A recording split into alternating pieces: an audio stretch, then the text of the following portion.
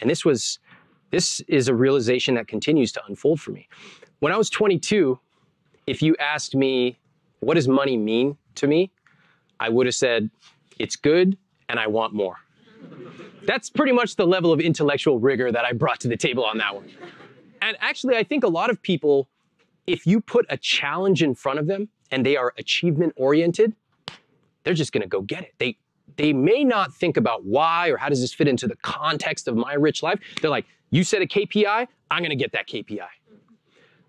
What I have learned now along my financial journey, as my business has grown, as I've gotten married, as I have talked to even more people about debt, earning more, salary negotiation, finding a dream job, starting a business, is that I liken my journey with money to the journey that I took with fitness.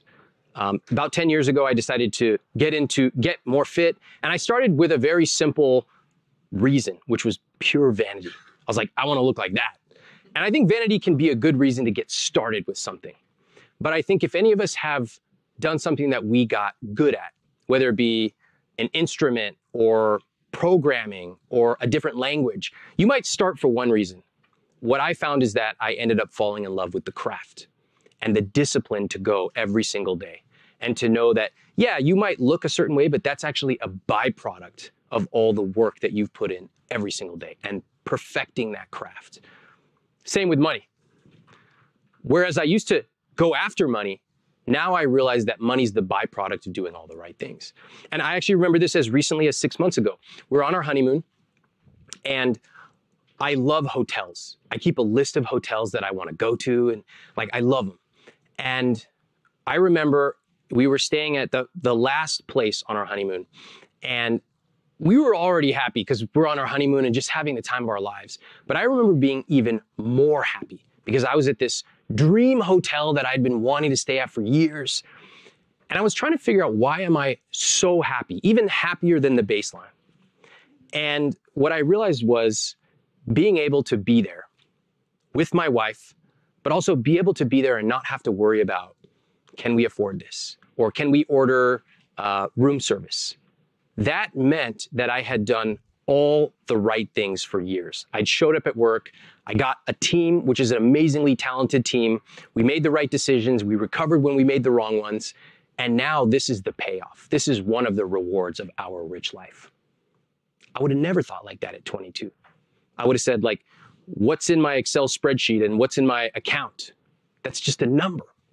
But to be able to get in a taxi and avoid the sweat, or now to be able to dream bigger and go to a dream hotel with my wife, way more meaningful.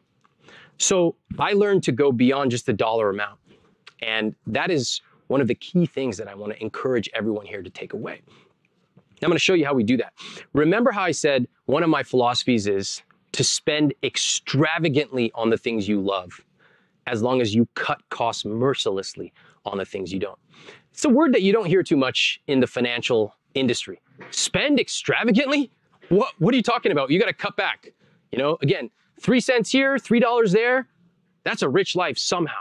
That's what most say, but I don't believe that. I haven't found that to be true in my life.